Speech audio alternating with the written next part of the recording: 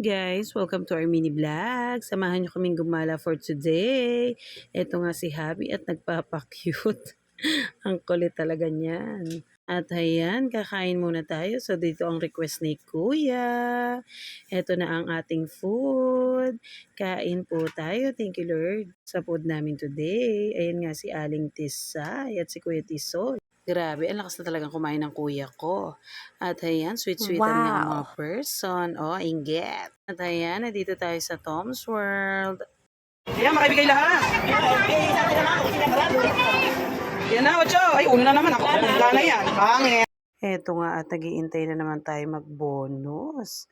Kaso mukhang ayaw talagang ibigay. Ayan nga at tumama ang number 4. At ayan nga, try lang tayo. Malay mo, malaki naman ang ibigay ngayon.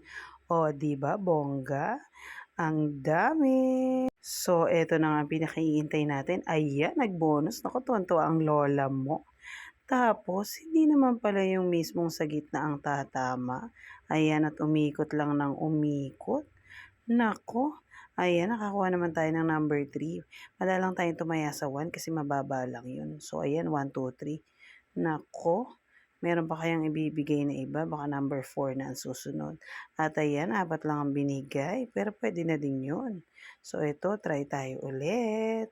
Maganda siyang laruin, kaya lang napakalakas sa token nito, sa totoo lang. Nung umpisa si daddy naglalaro dito, tapos pini-out na niya yung token niya. Then ako naman sumalang lang ako kahit saglit lang.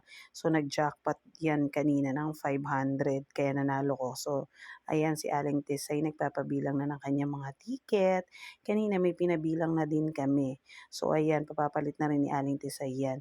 Pero nagkaroon pa nga ng problem dyan yung mismong card namin. So, pinalitan na ngayon yung card namin ng bago. Bago na ngayon yung card namin. So, naglas si ate ng 300 tickets. Sayang din yun, ano? Kasi hindi na talaga siya mabasa eh.